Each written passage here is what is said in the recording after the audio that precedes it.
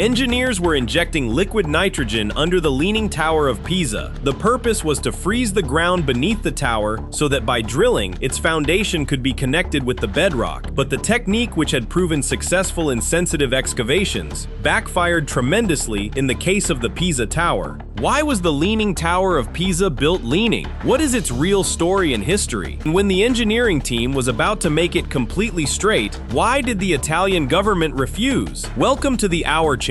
Viewers, to know the story of the Leaning Tower of Pisa's tilt, we will have to look at the Arno River, which flows even today, 1 kilometer away from the tower. As you know, wherever a river passes, silting is also found, meaning sand. But nature played a strange game here, which later became the reason for the whole problem. Millions of years ago, the Arno River did not flow from here where it is today. It kept changing its path at different times, and wherever it passed, it kept leaving soil somewhere and sand somewhere. In the year 1173, when the plan to build the tower here was made, the ancient engineers had absolutely no knowledge of this fact, that from where they were going to build the tower, the Arno River used to pass earlier. This land, looking completely fine from above, was actually covered with quite soft and swampy soil from below. Actually, the people of Pisa had to build a bell tower here because a very big and beautiful cathedral was already present there, and in that era, it was a custom that church bells were not installed inside the church, but in some tall tower next to it. So this tower, which today we call the Leaning Tower of Pisa, was the bell tower of that church, which in Italian is called campanile. In 1173, when its construction began, the ancient engineers dug a 3-meter deep pit, and by putting stones in it, made a round foundation.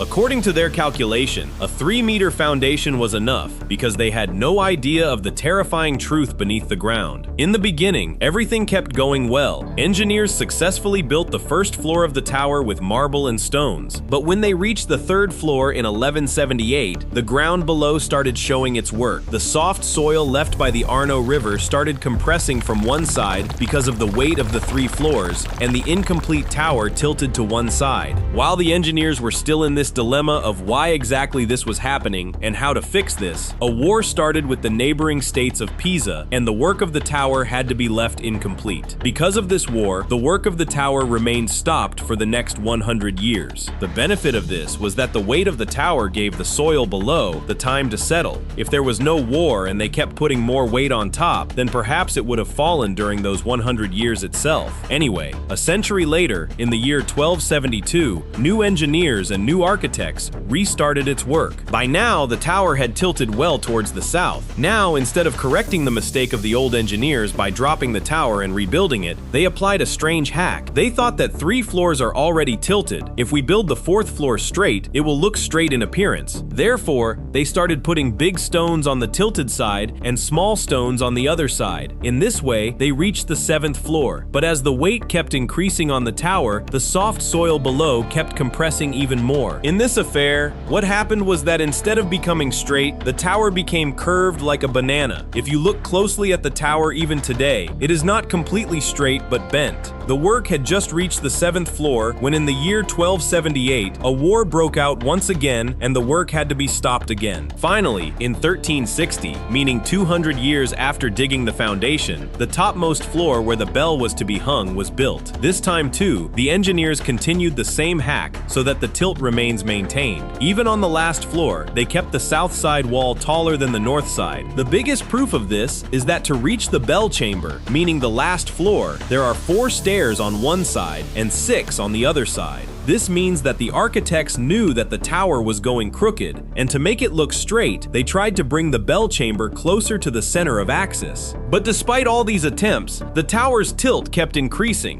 In 1372, its construction ended, and for the next several centuries, its tilt kept increasing. In the year 1817, when its tilt was measured for the first time, it was 4.5 degrees. In 1800, its foundation was completely below the ground. But then in 1834, an architect made a catino by digging around the Leaning Tower. Its purpose was that people could step down into the catino, walk, and inspect the ancient architecture. But because of this excavation, the tower's angle tilted further further by 0.25 degrees. In 1934, Italian dictator Benito Mussolini did not like the tilt of the Leaning Tower, so he got holes drilled into its north foundation and had 90 tons of heavy concrete pumped into it. His thought was that this would eliminate the tower's tilt, but in reality, the exact opposite happened. The weight of the concrete pushed the south side foundation further inside, and now the angle not only increased to 5 degrees, but could not be stopped for the next several years. By 1950, the Leaning Tower of Pisa had become a major tourist hub in Italy. People started coming from far and wide to see this leaning building. Everyone was considering it a miracle, but then in 1989, an incident happened which scared everyone. A similar old tower in the city of Pavia suddenly fell down, because of which the Italian government got scared. The very next year, meaning in 1990, they saw that the Leaning Tower's angle had reached the dangerous level of 5.5 degrees, and that is when, for the first time, it was closed to the public.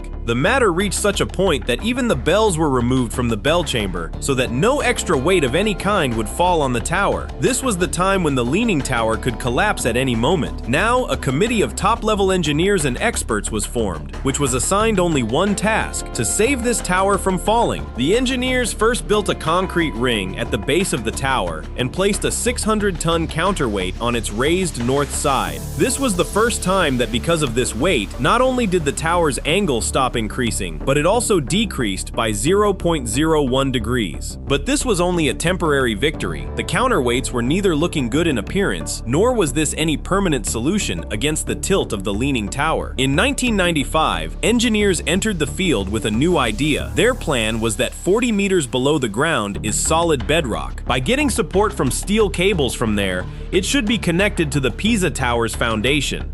If this method became successful, it would work exactly like the 600-ton counterweight. But the problem here was that the ground below the Pisa Tower was quite swampy, meaning that soil in which the quantity of water was quite high. If they dig to take support from the bedrock, water will come out and the soil will sink further inside, which is quite dangerous for the tower. To deal with this problem, they decided to use liquid nitrogen. As you people know, liquid nitrogen is minus 200 degrees Celsius cold. They injected liquid nitrogen into the ground around the Pisa Tower so that everything including the water in the ground freezes, and they could easily drill holes and reach the bedrock. But this method of liquid nitrogen backfired tremendously. The opposite happened, that as soon as the water beneath the ground froze, it expanded, because water expands as soon as it freezes. When the ground below the north side, meaning the raised side, expanded, it put more weight on the south side, and during that very time, the tower tilted even more. Seeing this, the engineers immediately placed an additional weight of 300 tons on the north side so that the tower's angle could be reduced. This method, as promising as it was looking in appearance, unfortunately, was not even tried, and immediately all the liquid nitrogen was pumped back out. At this point, the tower's angle had increased to a quite dangerous level. Calculations were made, from which it was found that if the weight increased by even 7%, the tower would fall and shatter into pieces. Now all the engineers sat together again, joining their heads. Then came a solution, which saved the life of the Leaning Tower. This process is called under-excavation, meaning putting slanted guide drills in the ground below the tower and removing the soil from there.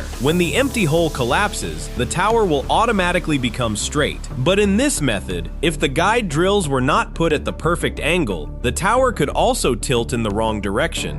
Engineers were quite careful before applying this method, because this was the last option. Even a minor mistake could prove to be dangerous. Therefore, to experiment with this, first they prepared another cylindrical model of 7 meters diameter nearby, and the testing of under-excavation was done on that very model. In the beginning, their testing was not successful, but after some attempts, they found out the correct angle. But before applying this exact angle on the real Pisa Tower, they did not want to take any risk. Therefore, the Pisa Tower was tied with steel cables and connected to the counterweight. First, they drilled only in a small area, and removed soil from an area of only 1 meter beneath the foundation. Fortunately, the trick started working, and the Pisa Tower tilted by 0.1 degrees in the right direction.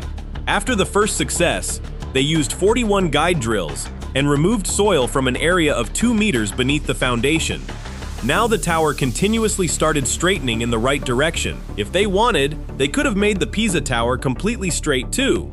But the authorities believed that if this happened, the tourists coming to see it would stop coming here. The angle, which had earlier increased to the dangerous level of 5.5 degrees, the engineering team brought it to stand at 3.97 degrees. The Pisa Tower, which was closed to tourists in 1990, was finally reopened after 10 years on 15 December 2001.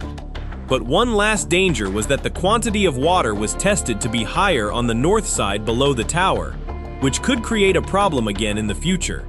For this, 3 wells were dug on the north side, and whatever extra underground water there is gets collected in these wells, and the quantity of water on both sides below the ground remains the same. Today, there is a concrete ring at the base of the Leaning Tower of Pisa, which is connected with the foundation.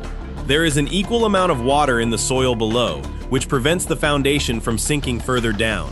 Hopefully, you people will also fully like and share this video. See you in the next spectacular video.